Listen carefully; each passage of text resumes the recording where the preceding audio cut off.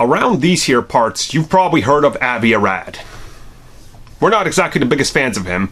Actually, I don't know many people on YouTube that are big fans of his with how he's more or less handled Spider-Man. So let's talk about his official apology for Spider-Man 3. I don't know if we accept it yet, though. Now look, I'll be real with you guys. I like Spider-Man 3. But that's it. I like it. I don't think it's great.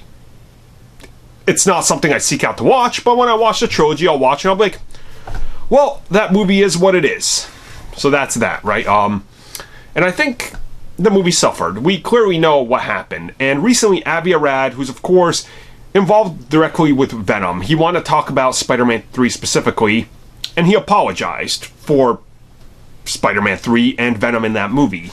And in case you guys don't know what happened, Sam Raimi, after Spider-Man 2, took a little bit extra time to try to figure out where Spider-Man 3 was going to go.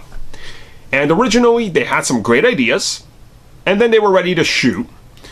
And then a couple weeks before that started, Avi Arad storms in there and goes, needs more Venom. And he's like, what? Why? And they're like, but the executives want him. The kids love the Venom. We gotta put Venom in there. Toys, merchandise, cartoons. Venom, Venom, Venom, Venom, Venom, Venom. Okay. I guess we'll shove Venom in there. X marks here. Let's move this line. I guess he'll jump in here.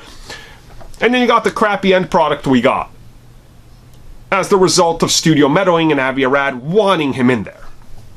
And naturally, I think that's what destroyed a Sam Raimi franchise. So, you know, it's unfortunate that happened, but at the same time, you could see why they wanted. You could see why he wanted Venom in there, right? People do love Venom. He has a huge amount of fan base, and at this point, they were at a third movie, and there was still no hint towards it. And the fourth one at the time, which Sam Raimi had some ideas for, still didn't include him.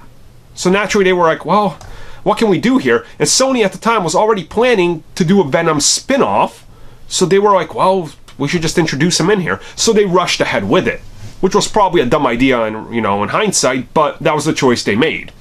And honestly, I'm glad Avi Arad has recently made these rounds and kind of just talked about it and, admitted to the blame, because you see interviews with this dude 7 years ago, he's like dismissive. He's like, no, I made no mistakes. I'm the king of comic book Hollywood. And now he's kind of figured out that he's not, and he's been taken back like 10 steps, and he's realized that, yeah, maybe I should just, make it clear there was my F-ups, and hopefully they accept it. So, I guess so, but we're still very salty about Venom in general and how he's been treated, so I guess we'll see how Venom pans out.